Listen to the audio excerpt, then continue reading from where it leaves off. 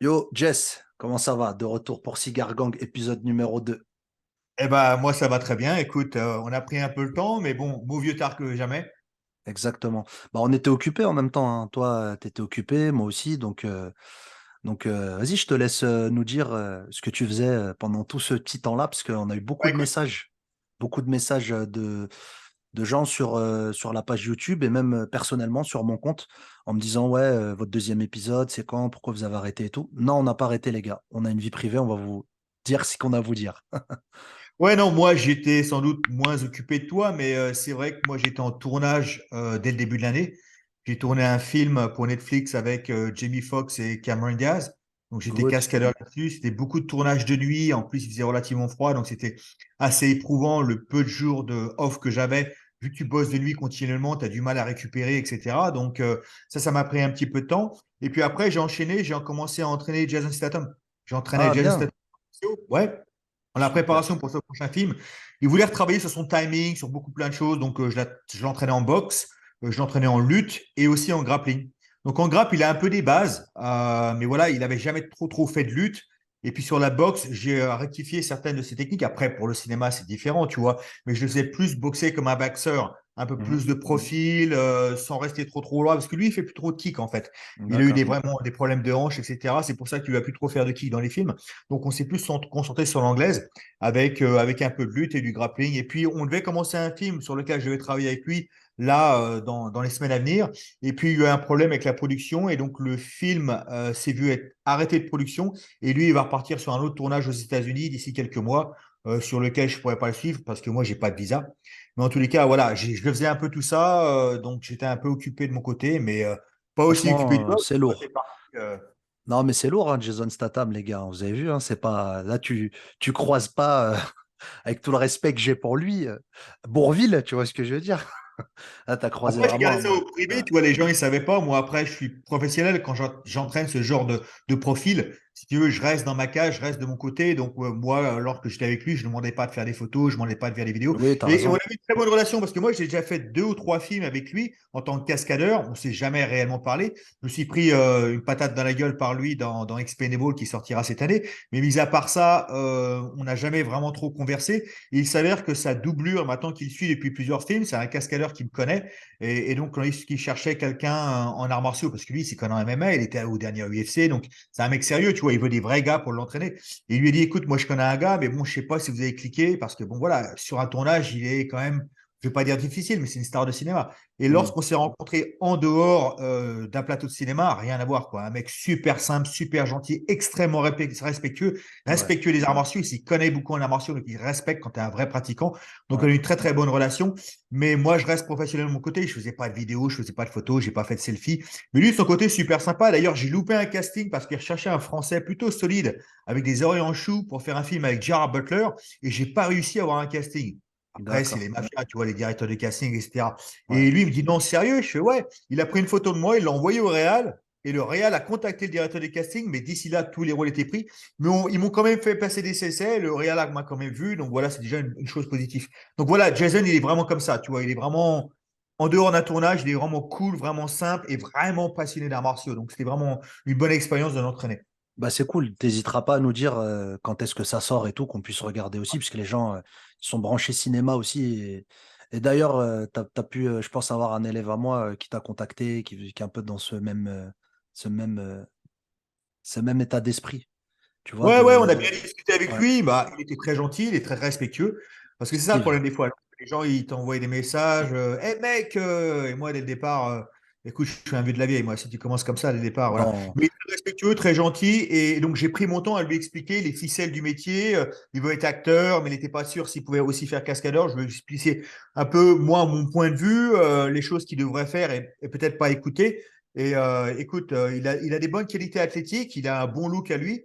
Et j'ai Ouais. aucun doute s'il lui met du sien qu'il va y arriver, quoi. Ouais, bah c'est Steve. Steve, on te fait un big up. Il a même fait des photos pour moi, solide et tout. Un très bon gars, bon pratiquant. Il venait du basketball et tout aux États-Unis. Donc voilà, on te passe une petite dédicace, Steve. Bah moi, de mon côté, Jess, bah moi j'étais en voyage. J'étais en Polynésie une seconde fois. Voilà. Franchement, je pensais pas que j'allais y retourner de sitôt. Donc, je suis parti 5 semaines pour préparer une combattante. Bah, moi, c'était pas pour tourner des films, c'était pour aller bosser avec une combattante, Florani. Donc, on avait 6 semaines pour se préparer. Je lui avais fait un petit peu de travail en distanciel. Après, quand je suis arrivé sur place, bah, training camp, entraînement bi-quotidien, cutting, tout ça et tout ce qui va avec. Et puis, bah, on a gagné. On a fait un 5 fois 5 minutes. C'était le premier événement de MMA en Polynésie professionnel. Donc, ça a été super agréable d'être dans l'histoire de cet événement.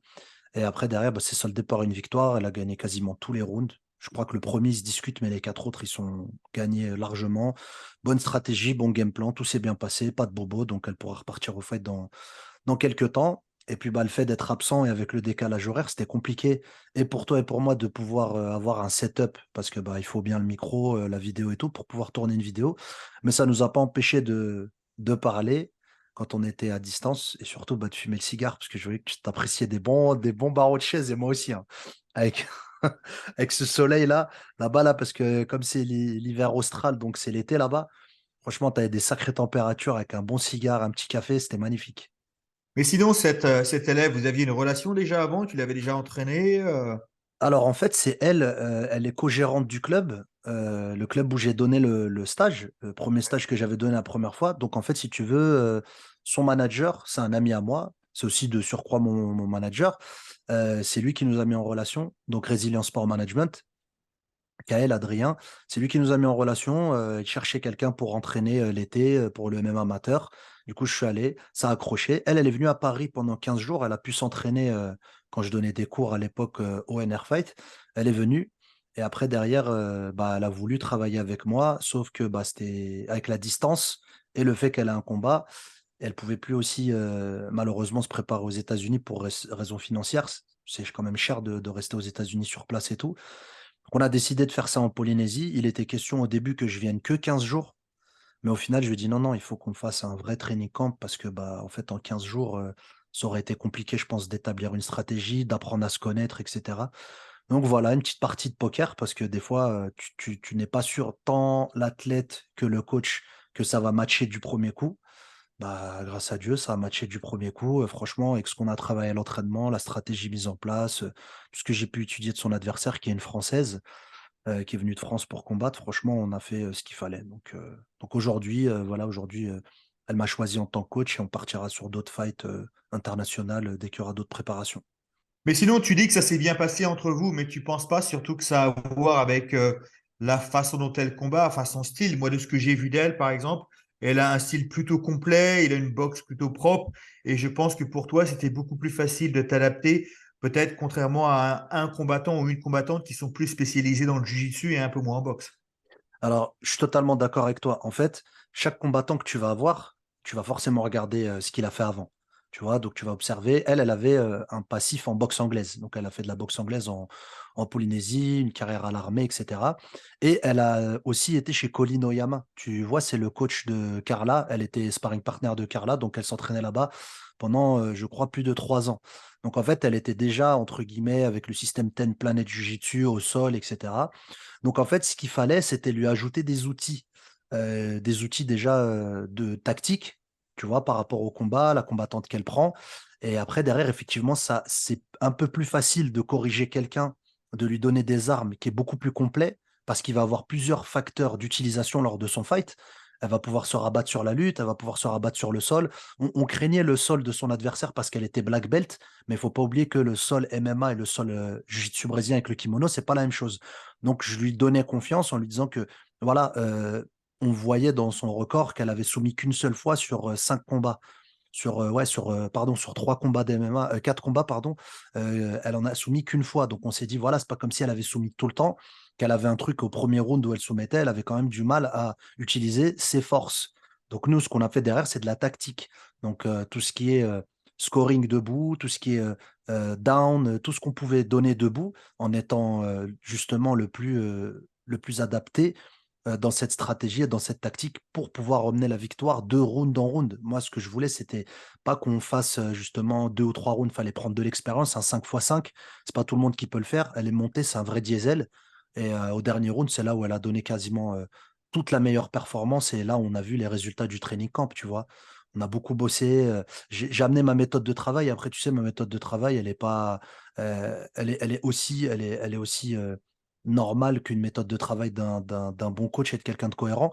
De la répétition sur certains trucs, tu vois. On veut pas aller au sol. Qu'est-ce qu'on fait? Bah, du scramble, bah, on en répète tout le temps. À chaque entraînement, on en répète soit des répétitions, soit du temps donné. Par exemple, pendant 10 minutes, on va faire que du scramble. Ou sinon, on va en faire 100. Tu vois, que des trucs comme ça. Ouais, alors après, Oyama d'ailleurs, c'était pas celui qui entraînait Gina Corano à ses débuts. Alors, je crois, en tout cas, c'était Quinton Jackson, ça, je sais que c'était le plus populaire. Après, bah, Ouais, mais Carla, la après, championne Gina UFC. Corano, il a eu un passage comme ça où il y avait beaucoup de monde. Ouais, Razor Rope allait chez lui, beaucoup de gens allaient chez lui pour travailler le pied-point. Et ouais, je suis pratiquement sûr que Gina Corano, qui est passée par le Muay Thai à la base, ouais. lorsqu'elle est par la suite fait la transition vers le MMA, elle s'était entraînée chez Oyama. Mais ouais, enfin, quand tu le dis, des cours de MMA, après nous, bon, on a cette vision des cours de MMA. Il faut dire que, encore une fois, en France, il y a des gens qui savent toujours pas entraîner en MMA, Je suis d'accord avec qui, toi. qui ont des bases ici et là, parce qu'on se moque souvent des gens, des techniques de self-défense. Mais on a aussi des gens comme ça dans le monde du MMA, et tu as Hmm. l'impression qu'ils savent tout et qu'ils connaissent tout, mais en fait, ils savent pas préparer les gens, ils savent pas faire des préparations à thème, ils savent pas nécessairement encadrer ou même gérer leurs combattants. Donc voilà, ça paraît évident comme ça, mais c'est pas toujours le cas. Non, c'est du travail, hein. Sincèrement, ouais, Tahiti, c'est un beau cadre, etc. Mais moi, quand je rentrais, j'étais sur mon PC à préparer les séances, des fois, bah, à gérer aussi, tu sais, la fatigue, le repos, etc. Puis là-bas, on s'entraînait très tôt. À 6h30, 7h, on était sur le tapis, il faisait déjà 27 degrés parce que bah, il fait super chaud là-bas. Et ensuite, le deuxième entraînement, bah, il fallait qu'il soit pas après 14h, il fallait qu'il soit avant 14h, mais il était déjà, c'était un four déjà où on s'entraînait. Donc les conditions climatiques étaient de notre côté aussi. Mais il y a beaucoup de choses à gérer, en fait. Et puis, bah, des fois, bah, comme n'importe quel coach, et je le dis, hein, je l'assume, hein, des fois, tu doutes. Tu sais, des fois, tu rentres, tu dis, est-ce qu'on aurait dû rajouter ça? Est-ce que demain, on va faire ça? Est-ce qu'aujourd'hui, voilà, et tu fais attention à ce que l'athlète ne se blesse pas, tu fais attention à ce que l'athlète augmente sa confiance. Et en fait, ce qui est intéressant et ce qui fait plaisir aussi dans la résultante du travail, c'est de voir que de semaine en semaine, ton athlète, il s'aiguise comme un couteau. Et tu dis, Après, tiens, il y a putain, une chose aussi, c'est que, comme tu le dis, sur la longueur, on commence à connaître nos combattants de mieux en mieux. On sait à quel point il faut les pousser, il faut à quel point il faut parfois tirer les rênes. hmm, Aussi, quand leur donner confiance en eux. Donc, peut-être aussi quel sparring leur donner, à quel moment dans leur préparation pour qu'ils prennent confiance en eux. Donc, tout ça, ça se sait sur du long terme. Et c'est pour ouais. ça que préparer des combattants, ça se fait sur plusieurs années. Et quand je vois parfois des combattants qui bougent d'un club à un autre parce que Hmm. ça leur plaît pas, ça leur plaît pas, c'est très difficile pour un coach de pouvoir s'adapter à tous les niveaux. C'est peut-être plus facile de s'adapter techniquement. La grande majorité des bons coachs savent ce qu'il faut faire, quelle technique utiliser, à quel moment, etc., voir les points faibles de leur adversaire. Mais après, tout ce qui est du côté physique et mental, qui est pour moi primordial, ça se travaille sur de plusieurs années et savoir comment ton athlète justement réagit à ces choses-là. On va dire construction et maturité. Tu vois, parce que effectivement, tu vois, les gens, dès qu'il n'y a pas de résultat immédiat, à la société de consommation, hein, il n'y a pas de résultat immédiat dans le MMA, bah, tu es un coach nul ou le club est nul. Donc voilà, c'est facile, hein, de toute façon. Tu es celui aussi qui est le premier à qui on jette la pierre parce que bah, voilà, il n'y a pas eu le résultat qui va avec. Mais en fait, en réalité, on peut te prendre des exemples de combattants français, Saladin Parnasse, qui a toujours eu le même club et les mêmes coachs et qui performent. On peut prendre Mansour Barnaoui, c'est pareil. Euh, et après, on peut prendre aussi d'autres exemples, des gars qui ont bougé de club en club, etc. Un peu comme moi, j'ai dû faire peut-être deux, trois clubs maximum, tu vois.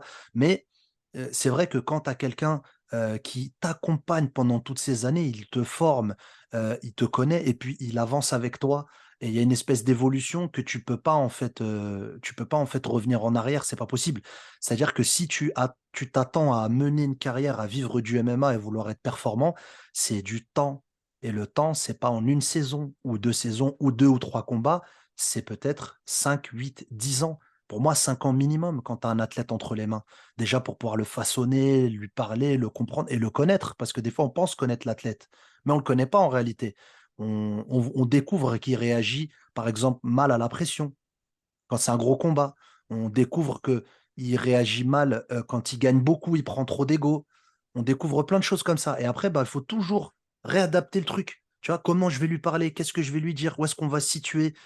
C'est pour ça que c'est intéressant aussi ce métier parce que c'est tout le temps de ta construction. Jamais ton chantier il est fini. Jamais, jamais. L'ego, c'est le vrai problème de ces sociétés modernes. Je pense que justement, c'est l'impact que ça a avec les réseaux sociaux que les athlètes ont maintenant et très très vite, ils prennent le bourrichon. Alors moi, même j'ai déjà vu ça, il y a de ça déjà 10 ans, avant même que les réseaux sociaux soient populaires. Mais maintenant, je pense que ça a décuplé tout ça. Moi-même, d'ailleurs, j'ai bougé de club en club, de pays en pays, etc. Ouais. Et c'est ce qui fait en quelque sorte ma faiblesse. Je pense que la raison pour laquelle je suis peut-être passé aussi à côté d'une carrière, c'est parce que je n'avais pas un père spirituel, quelqu'un qui pouvait me guider, qui pouvait m'aider. Parfois, j'ai envie de me faire mal, peut-être trop mal. Et puis, il y a d'autres fois où j'avais pas du tout envie de me faire mal du tout. Donc, j'étais à ma guise. Et dans ces cas-là, tu n'es pas toujours préparé au meilleur physiquement et psychologiquement. Et c'est ce qui se passe beaucoup aujourd'hui avec des combattants. Je les vois parfois, ils vont dans des endroits où ils se sentent bien. Et pourquoi pas? Certains d'entre eux ont besoin de ça, ils ont besoin de se sentir bien. Mais pour d'autres, se sentir bien, c'est peut-être pas la meilleure des choses. C'est parce que justement, ils font ce que tu as envie de faire. Et peut-être pour que tu puisses progresser, il faudra peut-être faire ce que tu n'as pas envie de faire. Ouais. Donc, tout dépend des personnes, en fait. Ouais, c'est exactement ça. Je te jure, c'est ouf. Quand tu dis: «Il faut faire ce qu'il n'aime pas faire», bah, c'est comme ça que tu vas construire un athlète. Est-ce que tu crois réellement que quand tu croises un champion, tu en as croisé toi, j'en ai croisé aussi. Est-ce que tu crois que réellement les mecs, ça pour être champion, ils font ce qu'ils aiment faire? Les mecs à un moment, c'est les training camps, c'est dur. On va leur dire de lutter, c'est pas des lutteurs, ils vont se faire jeter en l'air et ils le font, ils acceptent. Ils acceptent parce qu'ils savent très bien qu'un jour ou l'autre, de toute façon, ils vont devoir progresser en lutte et développer des séquences comme celle-là en fight pour un championnat. Donc ils se préparent. C'est pour ça qu'en fait, c'est bien de donner le juste milieu, de donner ce que l'athlète a en point fort et en point faible, il faut les exploiter et le rendre fou. Il faut lui dire qu'il y a pas le choix en fait de toute façon. Tu es combattant, donc tu dois être préparé à toute forme de travail. Tu dois avoir moi j'ai bien aimé ce qu'un coach américain a dit en lutte, le livre en plus il est en anglais et tout. Il disait qu'en fait le rôle du coach, lui il avait coaché l'équipe des États-Unis, il disait: «Mon rôle à moi, c'est de tenir le chrono, encourager le gars pour avoir du mental» et il a dit: «Normalement toutes les parcelles techniques de ce sport, il doit les avoir vues et revues à l'entraînement». Donc en fait, le combat, ça doit être une répétition de ce qu'il a vu à l'entraînement, de une séquence sur 2000. Et lui, il est juste là pour donner le temps et encourager le gars dans la stratégie. Il peut pas lui donner une technique, il peut pas lui décrire vise ton poing, tends ton bras, c'est trop une perte de temps. On n'a pas le temps de dire ça, tu vois. Lève ta garde, des trucs comme ça, comme des indications bidons que tu peux trouver. Non, il faut aller à l'essentiel. Et l'essentiel, bah, c'est ça. C'est avoir déjà vu ces séquences-là à l'entraînement. Et puis, c'est un sport tellement comment dire? Tellement, pas aléatoire, mais il y a tellement d'incertitudes que tu peux jamais prévoir l'issue du combat, en fait. Tu peux la deviner, la préparer, mais tu peux pas prévoir de te prendre un back fist. Ça se prévoit pas. Si le mec ne n'a jamais mis de back fist de sa vie, t'en sors un le jour J, tu mets KO, ça y est, tu dormi et ça fait partie du game. Le problème, et ça, tu viens de l'expliquer, justement avec la lutte, où c'est la répétition, mais en fait, dans la lutte, c'est une mentalité complètement différente, comme la grande majorité des sports amateurs. Lorsque tu fais un sport amateur, tu rentres dans une espèce de structure. Et il faut suivre les règles de la structure. Si tu ne suis pas les règles de la structure, tu es viré et tu es remplacé par quelqu'un d'autre, parce que tout ça n'est pas motivé par l'argent, en règle générale. Donc, tu es obligé de suivre ce que le coach fait, ou le coach fait, c'est terminé. Donc, tu n'as pas réellement de choix. Maintenant, lorsque tu passes professionnel, c'est complètement différent. On a déjà parlé brièvement, tu as l'égocentriste et tous ces gens qui viennent sur les réseaux sociaux qui disent à quel point tu es formidable. Donc, très, très vite, tu penses savoir mieux que tout le monde.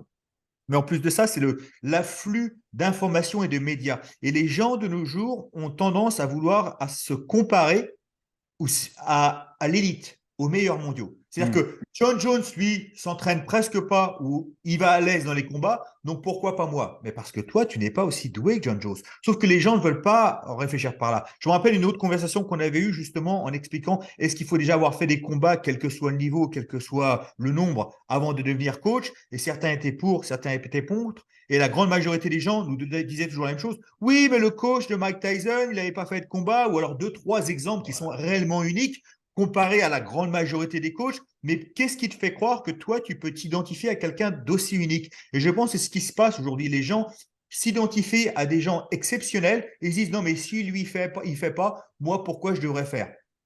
Ouais, je suis d'accord avec toi et Cus D'Amato, il y en a eu qu'un seul, hein, il y en a pas eu un deuxième, hein. C'est ça qu'ils oublient les gens, hein. Si on avait eu 10 dans le monde, un par continent ou un par pays, on dirait OK, mais c'est vraiment, l'exception et être une exception, c'est difficile. Regarde le père et l'oncle de Mayweather, c'est des boxeurs, hein. Ils entraînent Mayweather, c'était des boxeurs, carrière de boxeur. Après, grosse, petite carrière champion, pas champion, c'est quand même des mecs qui ont connu la compétition, la préparation, et ça, c'est des clés que tu as besoin en tant que coach. Tu les as pas, c'est difficile. Je dis pas que c'est impossible, encore une fois, parce que bah, on va avoir les exceptions, mais les exceptions, c'est comme toute chose, c'est une rareté. Donc, comment prétendre pouvoir se comparer à une rareté alors que, en fait, il y a juste à bosser. Fallait, voilà. Et puis, de toute façon, le chemin logique, souvent, dans tous les sports, c'est un bon compétiteur ou un champion, bah, et coach, foot, basket, ce que tu veux, hein, c'est comme ça. C'est pas une règle qui va changer. Je pense que quand tu été dans le métier, bah, tu peux que mieux comprendre un joueur, un fighter, tu peux mieux comprendre ces gens-là parce que bah, tu as partagé cette chose-là à une certaine époque avec certains moyens, certains championnats, petits, moyens, grands, nationaux, internationaux, mais ton expérience, elle va te servir après. Je pense que pendant très longtemps, moi, de mon expérience dans le monde de la boxe, surtout dans le monde de la boxe, si tu regardes en règle générale, et quand je dis la boxe, hein, je veux bien entendu parler de la boxe anglaise, du full Mm. contact, du MMA, tout ce que tu veux, quoi. Et très généralement, les gens qui font du combat se ressemblent souvent. Ce sont des gens qui viennent très souvent de milieux défavorisés, qui ont eu des problèmes avec leurs parents, et très très vite, ils lient une relation très forte avec leur coach. Ouais, Et généralement, c'est ça qui pouvait tenir le combattant. Parce qu'être un combattant, faut être un petit peu foufou quand même. ouais. Tu vois, faut avoir un peu d'ego pour vouloir monter sur un ring, dans une cage et se dire non, mais je suis meilleur que toi. Donc, pouvoir contrôler ce genre d'individu, il faut avoir une relation, non pas de force, mais une relation justement amicale, voire même au-dessus de ça. Et juste pendant très longtemps, je pense que c'est ça qui tenait un coach et son élève. Mais ça commence à disparaître de plus en plus. Ces relations commencent à disparaître. Tout devient maintenant du business, tout devient une raison d'argent. Et en fait, je vois, même j'entends d'autres coachs en parler, ça devient de plus en plus dur pour eux de canaliser leurs élèves. Ça a une relation d'intérêt. C'est comme tu dis, c'est du business, c'est une relation d'intérêt. C'est-à-dire qu'on oublie la source. La source, c'est quand même, voilà, moi j'ai eu un entraîneur et avec qui j'ai fonctionné pendant longtemps. Et cet entraîneur-là, Denis, bah, j'étais content, d'être avec cet entraîneur. J'étais content de pouvoir, marcher, faire mon chemin et je trouvais ça tout à fait normal, en fait. Aujourd'hui, moi, j'ai connu ça en tant que coach. Des fois, bah, des gens, ils te sollicitent. Donc déjà, après, on va pas en reparler, mais tu vas donner un tarif, tu vas dire: «Voilà, bah, avec moi, ça va se passer comme ça». Donc ça veut dire que ta partie poids, tu vas la gérer, tu vas me donner les informations. Je vais manquer 4 jours, donc je vais devoir m'organiser par rapport à mes revenus, mes coachings, mes projets et tout. Déjà, à partir de là, tu sais que ça bloque, mais après, même à partir de là, les mecs, en fait, ils pensent que tu as un one shot, en fait, que juste, en fait, tu vas lui servir à combler une case. Il manque un coach, il faut un coach. Il faut un postulant. Tu vois? C'est comme dans la magistrature. Ouais, il faut un j'ai fait une connerie, il me faut un avocat. Ou on m'a attaqué, il me faut un avocat. Ouais, d'accord, mais il y a pas de souci. Mais prépare-toi déjà bien, ensuite on verra. Après, bah, c'est une relation où tu dois justement, trouver ton intérêt aussi en tant que combattant, mais le coach aussi doit trouver son intérêt. Mais je pense que le côté humain, c'est pour ça que je coache pas n'importe quel combattant amateur ou pro, parce que s'il y a pas ce côté humain, ça m'intéresse même pas. Parce que tu vas pouvoir transmettre des informations quand justement tu canalises quelqu'un, il va pouvoir t'écouter. Quand tu lui dis: «Hey, tu fais trop de sparring, stop». Un mec qui a de l'ego, qui t'écoute pas, il continuera à faire du sparring, il va saboter sa prépa et donc saboter le résultat de son combat. Pourquoi tu vas t'engager, toi, en tant que coach, à aller dans cette direction? Parce que si lui perd, tu perds, donc tous les 2 on perd. Alors que quand tu as quelqu'un que tu arrives à canaliser, comme tu dis, où tu as une relation bienveillante envers cet athlète, bah, du coup, il t'écoute. Tu lui donnes les tenants, les aboutissants. Réduis le sparring parce qu'on s'approche du combat. On va pas se blesser, on a besoin d'un flux nerveux. Ta confiance, elle est là. C'est pas en gagnant un sparring à l'entraînement que tu gagneras ton combat forcément. Tu vois, tu lui expliques toutes ces choses-là, ça cogite, ça réfléchit, le processus, il fonctionne et ça marche. Mais il faut avoir cette relation-là. Il faut que tu aies toute la structure autour de lui, il faut que tu aies les bons sparring. Moi, je me rappelle, lorsque je m'entraînais aux USA, tu avais un Français qui était extrêmement connu pour être un très mauvais sparring. C'est-à-dire que quand on faisait, par exemple, ce qu'on appelle des Shark Tank, on tournait avec des adversaires 1 minute par 1 minute. Et donc, le but du jeu, c'est d'être compétitif, mais pas de lui casser la gueule non plus, parce que Mmh. lui, il travaille sur son cardio. Après, vers la fin de sa préparation, généralement, il est préparé et il peut prendre pratiquement les 5 mecs avec la même caisse. Tandis que nous, on n'a pas fait la préparation, donc on va fatiguer un peu. Mais au début, c'est de le faire travailler constamment, mais pas essayer de lui casser la gueule. Et c'est là que le coach doit vraiment choisir les bonnes personnes. Et donc, il y avait un Français qui s'était fait connaître pour ça, où justement, lui, il aimait rentrer à la 4e minute, au 2e ou 3e round, pour en mettre plein la gueule au mec, pour pouvoir dire, je l'ai battu, alors comment ça se fait que je ne suis pas à l'UFC? Et donc, c'était un très mauvais partenaire. Et à un moment même, il s'était fait bannir de la grande majorité des clubs là-bas aux USA. Personne ne voulait travailler avec lui. Et lui, il disait non, c'est parce que je suis trop fort. Non, c'est parce que tu es une brute. Donc, c'est toi aussi, en tant que coach, parfois aussi de trouver ses Ouais. partenaires. En boxe anglaise, les mecs font des dizaines de millions de dollars. Donc, c'est facile de trouver des sparring et de les payer à coût de 500 dollars par ring, par round. Mais ici, maintenant, au MMA, on ne fait pas encore ce genre d'argent, de pouvoir trouver des gens à qui tu peux faire confiance, des gens qui, à qui. Donc, c'est compliqué aussi en coach de Ouais. gérer tout ça. Et c'est pour ça, parfois, il faut aussi être récompensé pour ça. Parce que nous, on s'est donné pendant des années énormément pour des gens qui, d'une, ne nous ont pas remerciés, parfois nous ont blâmés pour leur défaite quand c'est eux qui ont fait l'erreur, ou voire même se sont fait séduire par d'autres coachs. Et ça arrive tout le temps Mhm. parce que leur ont promis monte et merveille. Et au bout du compte, la grande majorité, pour mon expérience personnelle, quand ils ont été avec quelqu'un d'autre, ils se sont complètement cassés la gueule parce que justement, ils se retrouvent avec des gens qui disent oui à tout ce qu'ils veulent. Et c'est pas comme ça qu'on devient meilleur. Les yes man, je les appelle. Comme dans le business, les yes man. Celui qui te dit que tu es le meilleur, que tu vas réussir, etc. et tout. C'est ce qu'ils aiment entendre les gens. C'est ce qu'ils aiment entendre, hein. Qui n'aime pas entendre que c'est le meilleur, que c'est le plus beau, que c'est le plus riche, que ce que tu veux et tout. Maintenant, ça pardonne pas parce qu'il y a une vérité et cette vérité-là, bah, ton audience, c'est dans la cage ou dans le ring, hein. C'est là où tu vas montrer ce que tu vaux. Alors, si on te dit que tu es le meilleur et que tu perds au premier round et qu'on te dit encore la deuxième fois, tu es le meilleur, tu as progressé, que tu perds encore au premier round, ça se reproduit encore une troisième ou une quatrième fois, il y a un moment, il faut se poser des questions. Et il y a un moment, comme tu dis, il y a peut-être quelque chose qui est brisé et qui se reconstruira plus. Et c'est là où tu te dis, en tant que coach, toi, tu es un peu triste parce qu'on est des humains aussi. Tu es un peu triste en te disant, purée, t'as vu, ce gars-là et tout, j'ai fait des choses pour lui ou cette nana-là. Et en fait, ce qui s'est passé derrière, c'est qu'il a écouté les mauvaises personnes. Donc, il a allé lui-même s'enterrer, en fait. Et Surtout que ça moi, fait. j'ai formé tous mes combattants. Tous mes combattants et toutes mes combattantes, je les ai tous formés de zéro. Et tous étaient très jeunes, 18, 19, 20 ans. Donc, c'est des gosses que j'ai vu grandir, auxquels j'ai donné la passion des arts martiaux et qui sont dépassés, qui s'en sont pris plein la gueule, qui poussaient à l'entraînement pour un bon niveau. Et du jour au lendemain, un problème d'ego, on leur promet d'autres choses, ils te poignardent dans le dos et ça fait extrêmement mal. C'est l'une des raisons d'ailleurs pour laquelle j'ai arrêté de coacher. Et peut-être que moi, l'un des problèmes que j'avais, c'est justement de leur laisser trop de liberté. Et justement, je voulais en venir à ça. Qu'est-ce que tu penses, toi, lorsque tu as des élèves qui veulent s'entraîner dans des clubs différents? Quelle est ta politique là-dessus? Alors, déjà, faut savoir que moi, j'ai pas de salle, pas encore, tu vois. Donc, j'ai toujours fait des prestations dans des salles, que ce soit en Muay Thai, en MMA, etc. Donc, j'avais pas la décision sur manager une équipe, créer une équipe, etc. C'était mal vu déjà de base, parce que tu viens de l'extérieur et tu veux manager, tu veux faire un peu ce que tu veux, c'est un peu mal vu. Moi, je pense à cette question-là, je vais te répondre par rapport à ma vision des choses et mon expérience quand j'étais aux États-Unis, au Canada, en Thaïlande, etc. C'est très important d'avoir une équipe, d'avoir un blason. Ça, c'est important d'avoir une identité. Cette identité-là, c'est comme un club de foot.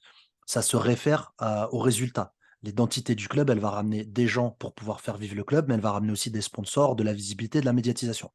Maintenant, une réalité, et ça, on ne pourra jamais y échapper, à moins d'avoir les millions et milliards pour t'avoir les meilleurs coachs dans ton académie, tu n'auras jamais suffisamment de gens pour faire un turnover. C'est-à-dire, demain, pourquoi moi, quand j'étais plus jeune, j'allais à la lutte? Parce qu'il n'y a que là-bas où je pouvais faire de la lutte avec des lutteurs. Sinon, si j'allais faire de la lutte avec des combattants d'MMA, c'était pas pareil, c'était plus facile et c'était pas réaliste et ça m'aidait pas à progresser. Je le voyais même quand j'allais à l'étranger, que je progressais contre des Américains ou des Canadiens. Pourtant, la lutte, c'est culturel chez eux parce que je m'étais entraîné avec des lutteurs ici en France. Donc moi, je pense qu'il faut s'ouvrir, mais avec les bonnes personnes. Il faut avoir un système de collaboration avec des clubs. Il faut avoir un système de jumelage, comme le font les villes, les mairies, les clubs de foot, etc. Il y a des clubs de foot qui sont jumelés. Il y a des clubs de basket qui sont jumelés. Pourquoi ne pas faire ça en MMA? Eh ben, je vais t'expliquer pourquoi. Parce que tu auras toujours peur de celui qui fera mieux que toi et qui prendra le projecteur sur lui. Et ça, en fait, en tant que coach, il faut savoir dès le départ. Et moi, je l'ai toujours dit, tu as un pas de retrait. C'est comme ça. Tu as choisi d'entraîner, tu as choisi de faire performer, bah, il y a un pas de retrait. Ta médiatisation, si ton athlète il a 180K sur Instagram, tu auras 10K. C'est comme ça, c'est la vie. Et puis il faut l'accepter parce que de toute façon, le travail qu'on te demande, c'est de prendre un athlète, le former, comme tu dis, de zéro ou d'un moment M, de le faire performer. Après, bah, si tu as envie des projecteurs, bah, fais quelque chose pour avoir les projecteurs. Enfin, Enfin, voilà, tu vois, je sais pas, moi, on va sur les réseaux sociaux, inventons un personnage, peu importe. Mais en tout cas, je pense qu'il faut mettre un système de gymnase. Et moi, j'ai jamais empêché mes élèves, d'ailleurs, ça m'a été reproché, d'aller s'entraîner ailleurs. Parce que s'entraîner ailleurs, ça te permet de pouvoir voir tes progrès, de pouvoir te confronter à différents styles, de gagner en confiance et de aussi te remettre à ta place. Parce que quand tu te fais botter le cul par des gens et que tu crois que tu es le meilleur, bah ça te donne une seule chose quand tu es un combattant intelligent, c'est ça te dit, faut que je bosse encore beaucoup. Parce que je suis allé là, les mecs, ils m'ont botté le cul, ça a été dur. Tu penses pas aussi que nous, on a cette mentalité parce qu'on vient d'une autre génération? Moi, je me rappelle qu'à l'époque, pour les plus jeunes d'entre vous, lorsque je m'entraînais en MMA, il n'y avait rien. Donc, il fallait qu'on aille à la lutte, à un autre bout de Londres. Les seuls mecs qui enseignaient le jiu-jitsu en Europe à l'époque, c'était des ceintures bleues. Mec, si tu avais une ceinture violette, c'était comme si c'était une ceinture noire pour nous à l'époque. Donc, c'était très dur de trouver des lutteurs, des grappleurs. Les endroits de la plupart des clubs de boxe ne voulaient même pas nous accepter, etc. Donc, c'était compliqué. Donc, on était obligés. Donc, moi, lorsque j'avais des élèves, ils me disaient, tiens, j'ai envie de m'entraîner à droite, à gauche, bah, je les laissais. Et en fait, beaucoup d'entre eux, parce qu'ils étaient bons, parce qu'ils étaient complets, parce que moi j'ai toujours été complet, ils allaient dans les clubs et ils démontaient tout le monde. Et les mecs disaient, ah, c'est bien, t'es bon, mais tu sais, tu pourrais travailler là-dessus, là-dessus. Et ils se faisaient embobiner. Des hommes, des femmes. Et je te dis, ils l'ont tous regretté. Après, moi, par la suite, j'ai aussi envoyé des élèves à moi ailleurs. Par exemple, j'entraînais un élève qui s'appelait Nick Opchikchak. Et donc, il s'entraînait avec moi et il a fait l'Ultimate Fighter. Et il a fait des bons combats dans l'Ultimate Fighter, ce qui veut dire qu'il a signé un contrat avec l'UFC. Et lorsqu'il a signé un contrat avec l'UFC, je lui ai dit, écoute, moi, je ne vais pas être capable de pouvoir te gérer, parce que moi, à cette époque-là, je faisais d'autres choses déjà. Donc, le mieux pour toi, c'est que tu t'entraînes avec un autre club. Et il s'entraînait avec le club Rough House, qui à l'époque était un grand club en Angleterre, avec Dan Hardy, avec, comment il s'appelle, Paul Daley, avec Jim Wallhead. Et donc, il s'est entraîné là-bas. Il a eu une petite carrière à l'UFC. Donc, moi, j'ai laissé partir des gens, tu vois. Mais d'autres, ils m'ont mis en quelque sorte un coup de couteau dans le dos et ça m'a fait très mal. Et c'est une raison, comme encore une fois, je l'ai dit, que j'ai arrêté d'enseigner parce qu'en fait, je ne pouvais plus gérer ça. Mais encore une fois, pour revenir à ce que je voulais dire initialement, nous, on n'avait pas le choix. Donc, tu penses que la mentalité qu'on a aujourd'hui, c'est parce qu'on vient d'une autre époque? Parce que si je pense, par exemple, à la Snake Team, quelle serait la raison pour un gars de la Snake Team d'aller s'entraîner ailleurs? Sous l'effigie de la Snake Team, tu as tout ce que tu as besoin. Cyril, c'est un très bon coach, il est extrêmement complet, il s'y connaît autant que toi et moi, il a toute une équipe derrière lui, il doit avoir 50 combattants de tous niveaux, de toutes les catégories de poids. Donc pourquoi un mec de la Snake Team irait s'entraîner ailleurs? Et peut-être que certains le font, hein, quand en fait, t'as tout sous le toit, en fait. Bah, en fait, ce que je pense, en fait, si tu veux, par rapport à Cyril et par rapport à la Snake Team, ce que je pense, à mon avis, c'est qu'effectivement, il a ce qu'il faut dans son club, mais je sais, parce qu'à l'époque, moi, où j'étais à l'US Métro, il ramenait ses élèves pour s'entraîner en lutte. Donc, il venait avec ses élèves, il venait avec son bataillon, son élite, et bah, il y avait des entraînements de lutte, et il venait, par exemple, des fois, il y avait des stages intensifs pendant 15 jours, les vacances scolaires, il ramenait les mecs pour tourner.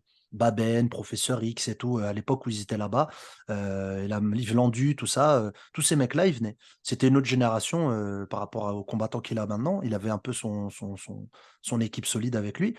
Et il faisait ça. Donc déjà, il était intelligent parce qu'il allait avec ses élèves à la lutte. Il les amenait, il leur disait, faut aller à la lutte. Ouais. Maintenant, Là maintenant, 2023, c'est pas pareil. là maintenant, honnêtement, je sais pas ce qu'il en advient de la méthode d'entraînement de la SEC Team. Moi, je te dis, par exemple, 2023, demain, Yacine, tu ouvres ta salle à plein temps. Tu enseignes tous les jours, tu as des sessions spécifiques conditions physiques, des sessions spécifiques sparring pour les pros. Est-ce que je pense que tu as tout ce qu'il faut pour pouvoir canaliser et concentrer sur un combattant? Quel est l'intérêt pour un de tes combattants d'aller ailleurs tout en sachant que ça va peut-être aussi être une diversion pour lui? Ouais, moi, ce que j'aurais comme intérêt, justement, c'est de ramener des gens de l'extérieur Ouais. pour éviter ça. Pour éviter ça, parce que, comme tu dis, il peut s'éparpiller. Alors, c'est une relation de confiance. Ton athlète, tu lui fais confiance. Quand il te dit, je vais m'entraîner en boxe anglaise quelque part, bah, tu lui expliques déjà que c'est bien de faire de la boxe anglaise, mais qu'il faut pas qu'il fasse que ça. Parce que en MMA, t'es pas les pieds à plat, tu te déplaces pas comme Mohamed Ali, tu combats pas contre quatre cordes. Il n'y a pas quatre coins, c'est une cage. Donc, tu vas vite te faire, si tu restes trop dans la boxe anglaise, tu vas vite te faire dépasser. Par contre, te faire corriger sur ton crochet, sur ton direct du bras avant, gagner en puissance, en vélocité, en vitesse, oui, ça c'est intéressant. Mais moi, je l'ai toujours fait ça, de ramener des gens. À un moment, j'avais une petite salle à Bobigny pendant un an qu'on m'avait passé. Bah, je l'avais appelé MMA Secret Lab avant d'ouvrir le vrai MMA Secret Lab. Et je faisais venir tout le monde. Donc, il y avait tout le monde qui venait. J'ai des photos. Il y avait du Johnny Frachet. Il y avait beaucoup d'athlètes qui venaient, hein. Il y avait des athlètes qui venaient s'entraîner de la Hatch Academy, Fabakary Diatta, etc., qui venaient en fait s'entraîner. On partageait ensemble un entraînement sans faire de sparring. On partageait un entraînement qui était plutôt cohérent. À la fin, bah, si tu veux faire du sparring, tu fais du sparring en lutte, en catch control, ce que tu veux. Et je faisais venir des lutteurs quand c'était une partie lutte. Je faisais venir des nakmoué quand c'était du pied-point. Je faisais venir des combattants d'MMA quand on avait envie de faire un truc en MMA. Et je trouve que ce système-là que j'avais fait jeune, à l'époque où j'avais pas de salle, où j'avais pas de combattants et tout, ça nous servait à tous. À moi en premier aussi, parce que dans mon C'est un peu entraînement, comme ça que le MMA Factory avait commencé d'ailleurs. Moi, si je me souviens bien, le MMA Factory, c'est tous des gars de plein de clubs différents qui venaient faire des sessions de sparring c'était une ou deux fois CrossFight. À l'époque où par moi semaine. j'y Et étais, ça s'appelait anciennement, il y avait une CrossFight. cage d'ailleurs. Et c'est Ouais. comme ça que ça a commencé à l'époque, hein. Ouais, ça s'appelait CrossFight à l'époque où moi j'y étais. Et il y avait tout le monde. J'ai des photos encore sur Facebook. Il y a tout le monde. Il y a Ngannou, il y a tout le monde. Il y a Michael Lebou, il y a Veda, il y a vraiment tout le monde. Il y a Jean Endoy, il y a Sedina Sek, il y a Johnny Frachet, Norman Parisi. Il y avait vraiment tout le monde. Et oui, et c'est comme ça que ça a commencé. C'est-à-dire que c'était un rassemblement de combattants. Fernand Lopez a fait un rassemblement de combattants à travers sa nouvelle structure. Et en fait, bah, il cadrait les sparring. Donc, bon sparring à thème, bonne thématique. Et on s'entraînait. Et puis, c'était la première fois aussi en France que tu arrivais à rassembler autant de combattants parce que comme ils étaient tous dans les clubs et chacun était dans sa niche, c'était mal vu à cette époque-là, surtout avec la mentalité brésilienne qu'on avait à l'époque qui était très présente en France. Bah, un combattant, s'il n'est pas pote, par exemple, avec l'autre coach, bah, qu'est-ce qu'il a à foutre là-bas? C'est un sale traître, tu vois. Donc, c'est pour ça que tu avais Haute Tension, Hatch Academy, etc., etc. C'est pour ça que tu avais tous ces clubs-là, en fait, qui étaient tout simplement en train d'évoluer dans leur coin. Après, bah, Fernand Lopez, ça a été celui qui a fait ça avec le crossfight en premier. Bah, regarde, aujourd'hui, ça a suivi, tu vois. C'est un peu le même système, je crois, qu'il y a au MMA Factory en ce moment. Je crois qu'il y a beaucoup, beaucoup, beaucoup, beaucoup de gens, quand je regarde leur story, qui sont combattants, amateurs ou professionnels.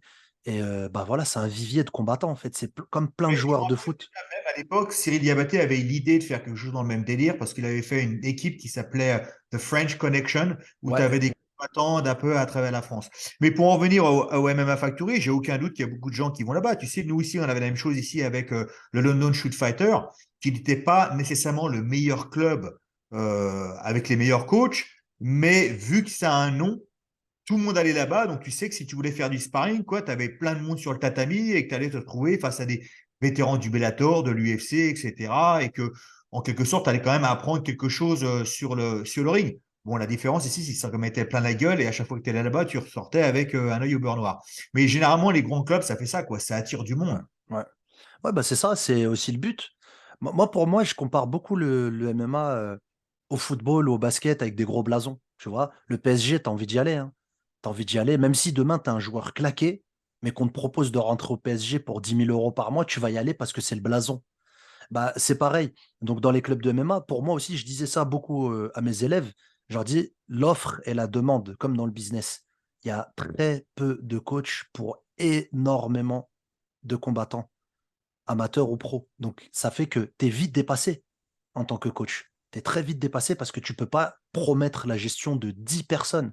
C'est énorme. Et quand les gens combattent au même moment, comment tu vas faire? D'ailleurs, ça a été une des raisons pour laquelle Kamaru Usman était parti de chez Henry Ruft. Parce que bah, il disait qu'en fait, le gars, il était en fight week toutes les semaines. Donc en fait, bah, une semaine il est avec lui, une semaine il n'est pas avec lui, une semaine il est avec lui. Et lui, il avait besoin de quelqu'un qui était avec lui tout le temps. Donc il avait pris Trevor Whitman. Et du coup, bah, il s'est mis à bosser avec Trevor Whitman. Voilà. Laurent, tu as dit Et un truc intéressant, parce que tu as parlé du Jiu-Jitsu. Et en fait, le Jiu-Jitsu et le MMA, pendant très longtemps, étaient très liés. Et je me rappelle que justement, la grande majorité des clubs de MMA, tout au début, des débuts 2000, c'était des anciens Jiu-Jitsu, des mecs qui faisaient du Jiu-Jitsu brésilien. Et justement, dans le Jiu-Jitsu brésilien, il y a vraiment cette mentalité de rester avec son club. Ton club, c'est vraiment ta famille, mm, c'est à la limite du gourou, on va dire, tu vois. Et si vraiment tu vas dans un autre club, tu es vraiment un traître, et il y a vraiment quelque chose de très fort dans cette philosophie. Et je pense que ça s'était imprégné un peu au début du MMA, sauf que les gars, ils n'avaient pas le choix, quoi. Il fallait qu'ils aillent à droite, à gauche pour pouvoir s'entraîner, sinon ils pouvaient pas progresser, quoi. exactement. Moi, je me rappelle que quand j'ai commencé le MMA, c'était cette période-là. C'était cette période-là, influence ultra brésilienne, BTT France, tu vois, obligatoirement black belt, t'es bien vu comme combattant d'MMA, alors qu'en fait, une black belt aujourd'hui, c'est juste une black belt, hein. Alors ouais, Ouais. c'est bien, ça fait partie d'un cursus. Mais à l'époque, une black belt, ça te donnait un peu comme les arts martiaux, une espèce un espèce de statut où tu connais les autres arts martiaux. Après, bah, les combats à l'époque, ils se gagnaient beaucoup au sol. Il y a beaucoup de Français qui gagnaient au sol. Bah, Bendy Casimir, par exemple, que j'ai connu, avec qui je me suis entraîné à Vegas, bah, lui, il était très, très, très, très bon au sol. Et je sais que le sol, ça faisait partie des entraînements qu'il faisait le plus. Il me le disait. Et puis il faisait beaucoup de compétitions de grappling aussi. Donc, ses combats d'MMA, bah, je crois que sur son ratio, il a beaucoup plus de victoires en soumission qu'en TKO, en décision, etc. Donc, il Le avait problème avec vraiment. ça, c'est que maintenant, ça te donne trop confiance en toi. C'est-à-dire que si tu es très très bon en grappling et tu fais des sessions de grappling en entraînement, donc très vite tu vas dominer tout le monde parce que, mais en fait, un combat de MMA, ça se passe pas comme ça, quoi. Mm, Et quand tu vas te prendre deux, trois pralines dans la gueule, c'est là que tu vois les mecs tout de suite, et ben, ils savent plus où l'être, quoi. Mais c'est facile de faire des entraînements qu'en grappling, d'être préparé qu'en grappling. Et si tu tombes sur un mec face à toi, tu peux amener au sol assez facilement et dominer le combat. Mais ça, c'était justement dans les débuts 2000 jusqu'à 2010. Aujourd'hui, tu peux plus avoir cette mentalité, quoi. Faut avant tout que tu saches boxer. Si tu sais pas boxer, t'es mort. ouais. Bah, c'est la base. Un bon jab, savoir se déplacer debout, connaître son lieu de travail, parce que c'est un lieu de travail, la cage. Tu vas performer dedans, tu vas faire une prestation sportive, professionnelle. Donc, du coup, si tu sais pas comment utiliser la cage, tu sais pas comment te déplacer, si tu connais pas tout ce travail-là, comment tu fais? C'est la base. Avant d'arriver au sol, on commence debout.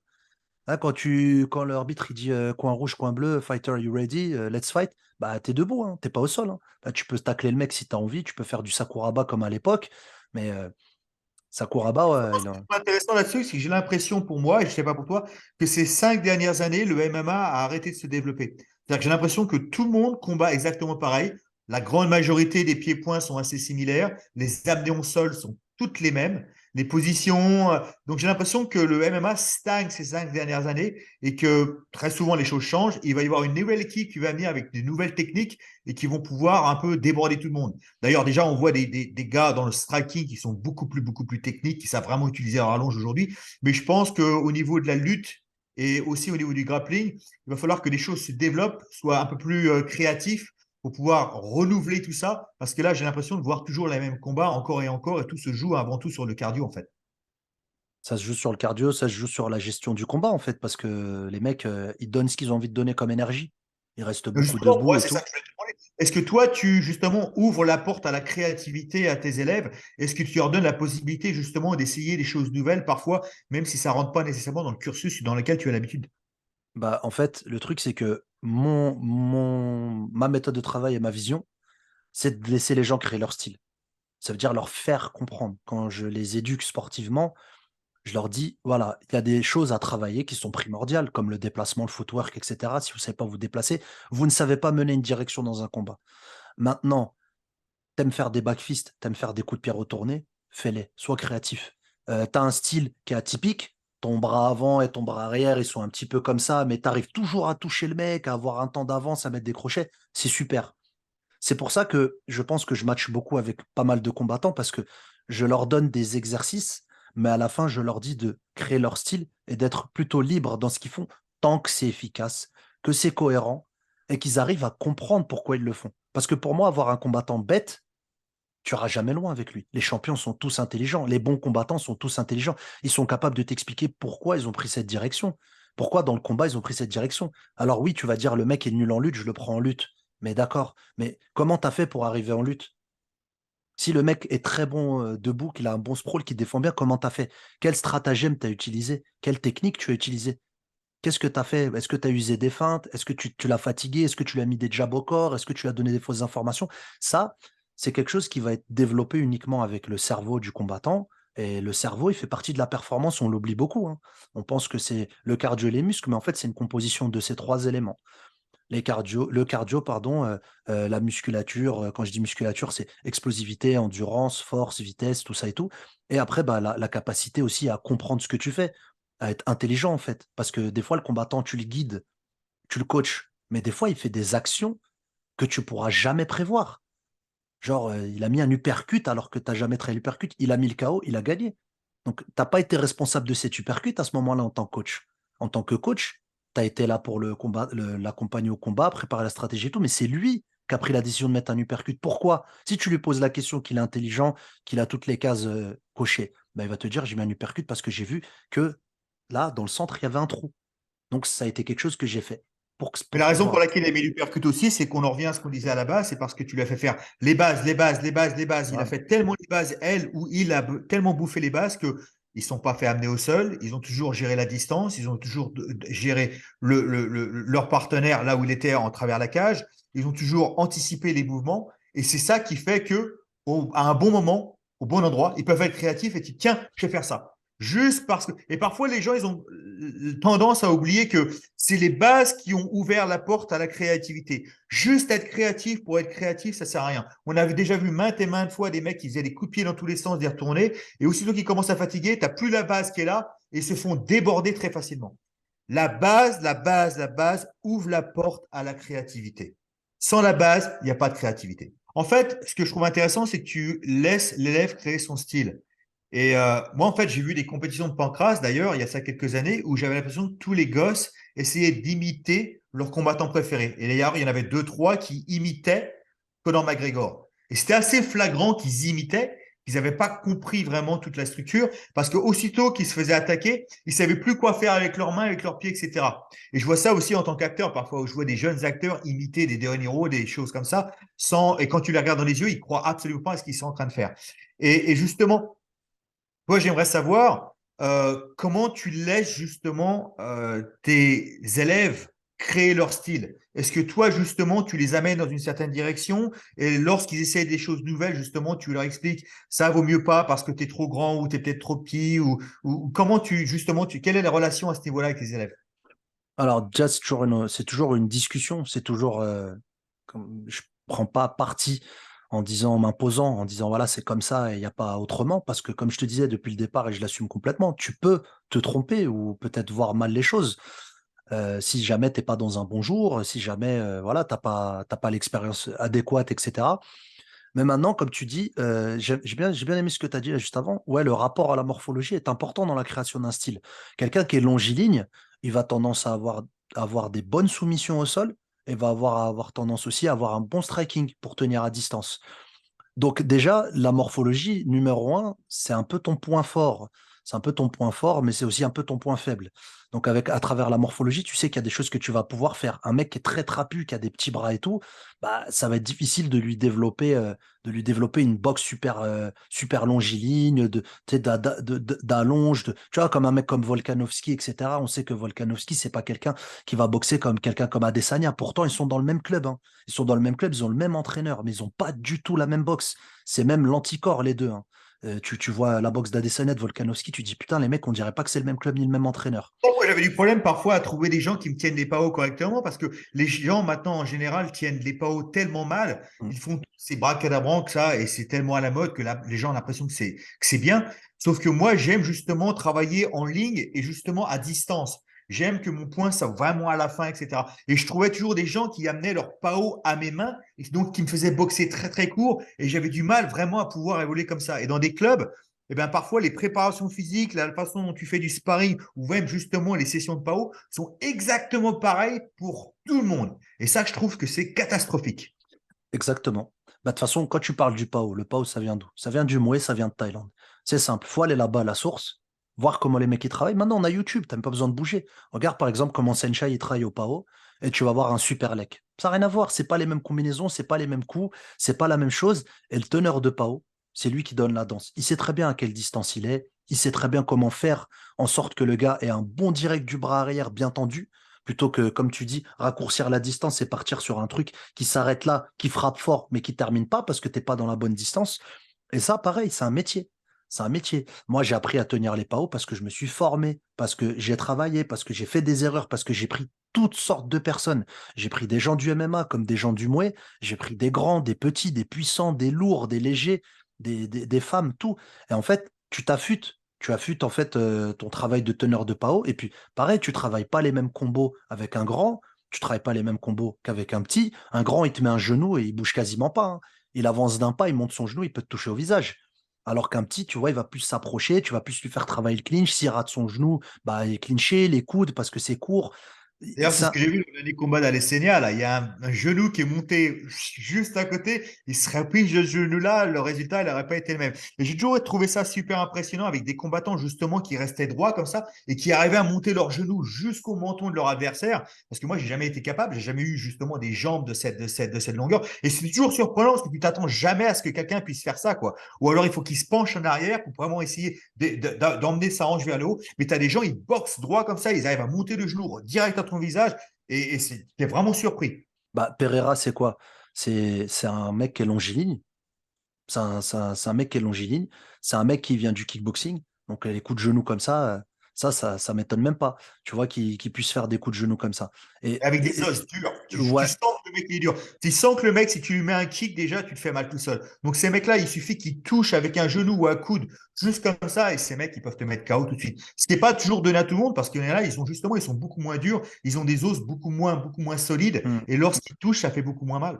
ouais, exactement. Et ben En là, fait, ce que tu dis, c'est que dès le départ, lors de la préparation de ton combattant, dépendant de sa morphologie, mais aussi potentiellement de ses qualités athlétiques, tu vas l'enseigner d'une certaine façon, ce qui, lui, de son côté, va l'aider à pouvoir développer aussi son propre style. exactement. Développer son propre style, se connaître, apprendre à se connaître, apprendre aussi de par ses erreurs. Souvent, à l'entraînement, ça m'est arrivé, quand tu donnes une direction à un athlète, tu lui dis non, ne fais pas ça, il le fait, il voit que ça lui a coûté le round, il voit que ça lui a coûté de passer le round en dessous et le mec au-dessus en montée, et tu lui dis mais pourquoi tu as fait ça?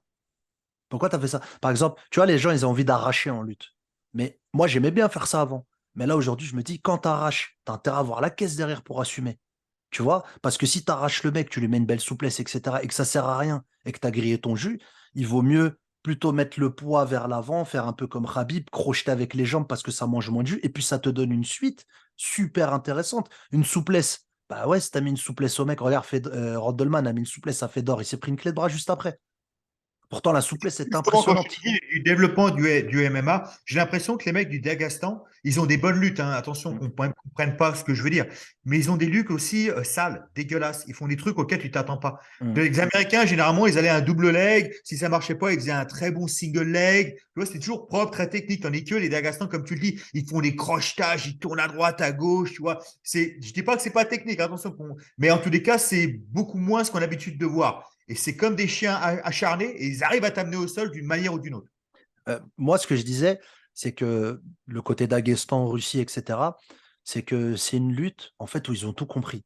C'est qu'il faut utiliser le maximum d'armes possibles, sans être justement très scolaire. Parce que, comme tu dis, le scolaire, c'est single leg, double leg, ma tête, elle est comme ça, ma tête comme ça. Eux, ils vont utiliser tout ce qu'ils peuvent pour t'amener au sol.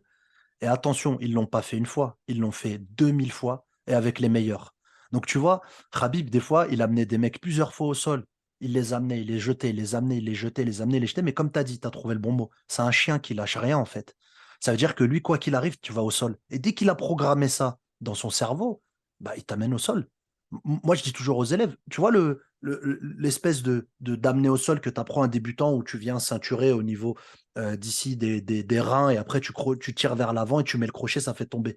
Bah ça, c'est bête, hein, mais ça consomme pas d'énergie et tu peux faire tomber un mec. Et là, aujourd'hui, tu pars sur des configurations où tu as trop envie de faire un truc beau. Mais ton objectif, c'est juste qu'il aille au sol. Comme tu dis, c'est dégueulasse, mais efficace. Mais c'est en même temps simple et efficace. C'est ça qui est paradoxal. Mais justement, c'est ça que je veux pas que les gens me comprennent parce que je les vois déjà attaquer. C'est dégueulasse, mais ça veut pas dire que c'est pas technique. Non, non, non, C'est c'est technique. Bah moins non. scolaire. Ouais, Le mot que tu as trouvé, c'est exactement ça. C'est voilà. beaucoup moins scolaire que de ce qu'on a l'habitude de voir. Ouais. Ouais, exactement. Exactement. En tout Écoute, cas, Yacine, j'ai l'impression qu'on a quand même passé pas mal de temps là. ouais, c'était agréable, une bonne discussion. Hein? Hein? Donc, Peut-être c'est que le je vais premier aller me fumer épisode. cette boîte de cigares après. Attention, on va se faire bannir de YouTube, bordel de Ah, merde. nous bannissez pas, les gars. Euh, Écoute, ouais, donc on a fait le premier épisode, on a pris un peu de temps.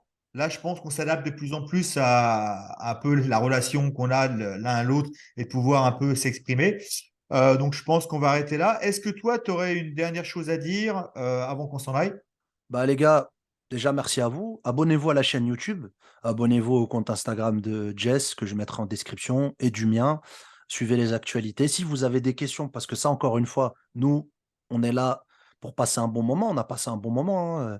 Et on est aussi là derrière pour pouvoir vous permettre de poser vos questions, vos interrogations, nous demander euh, toutes sortes de questions. Il n'y a aucune question bête. Vous les mettez en commentaire. Nous, on vous répond. Si on trouve un sujet intéressant, on le développe. On peut même vous nommer. D'ailleurs, on peut même dire, tiens, telle personne a posé telle question. On peut en choisir, par exemple, une la semaine prochaine ou dans les semaines à venir. Et après, à partir de là, on développe. Et ce qu'on veut attaquer, c'est des thèmes, des thématiques. La prochaine thématique, elle va être Justement, très s'il y a beaucoup de intéressante. monde qui mettent des questions comme ça, nous, ça donnera plus confiance en nous, peut-être par la suite de faire des lives, où Ouais. là, juste, les gens pourront faire des questions directes. Là, on n'a pas suffisamment de gens qui nous suivent, il n'y a pas suffisamment de gens sur notre compte. Donc, ça ne sert à rien de faire un live tout seul où il n'y aurait personne.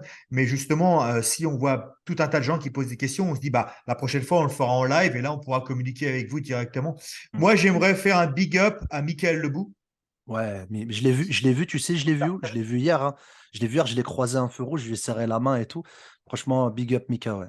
Un très très grand combattant français. Pour ceux qui ne le connaissent pas, donc c'est un combattant qui a combattu à l'UFC. C'est un combattant très complet, très dur au mal, qui lorsqu'il est sorti de l'UFC, contrairement à beaucoup de monde qui essaye d'avoir deux trois combats faciles pour essayer de re-signer, il est parti chez les Ruskov et il prenait des mecs super durs. Il faisait toujours des super combats. Il était très populaire là-bas. Il a même combattu récemment Karl Amoussou. Combattu dans plusieurs catégories de poids, il est remonté, il est redescendu à 70 et à 77 kilos. C'est quelqu'un qui a toujours donné beaucoup de lui-même, beaucoup d'efforts, qui a toujours été quelqu'un qui représentait le sport de la meilleure façon possible. C'est quelqu'un, je parle très rarement des combattants français, mais pour moi, parce que je garde des choses pour moi, mais pour moi, c'est quelqu'un que je respecte en tant qu'individu et en tant que combattant énormément. Et je tenais à le remercier pour ce qu'il a fait pour le MMA français. Et donc, pour tous ceux qui ne le connaissent pas, allez le suivre sur les réseaux sociaux. Donc voilà, ça serait bien. Ouais, je te rejoins à 100%. Mika, c'est de la bombe en tant qu'individu. J'ai pu m'entraîner peut-être deux, trois fois, pas plus avec lui, sur un training camp avec un Russe, justement, au M1. Très gentil, très poli, un mec qui a des valeurs, un bonhomme, hein, de toute façon. C'est un combattant qui a pas démérité parce que, bah, comme il avait dit dans une interview, les défis, il est parti les chercher. C'est son expérience, c'est sa vie, c'est sa médaille, c'est sa réussite, c'est son histoire aussi. Et son histoire aussi, elle est croisée au MMA français puisqu'il a pu apporter une lumière aussi au MMA français. Et donc du coup, bah, big up Miga, j'espère que moi j'aimerais bien quand même que tu fasses un dernier combat, mais si jamais t'en fais pas, bah écoute frérot, tu tout mon respect, tu le sais très bien déjà depuis longtemps puisqu'on croise les mêmes personnes, on s'entraîne avec les mêmes personnes.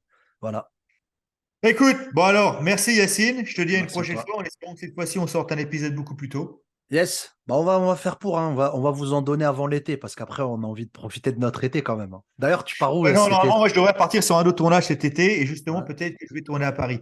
Donc, si je tourne à Paris, peut-être qu'on pourra s'en faire un face à face, justement, exactement. pour changer un peu le délire. Moi, sans faire un face à face, pas de souci.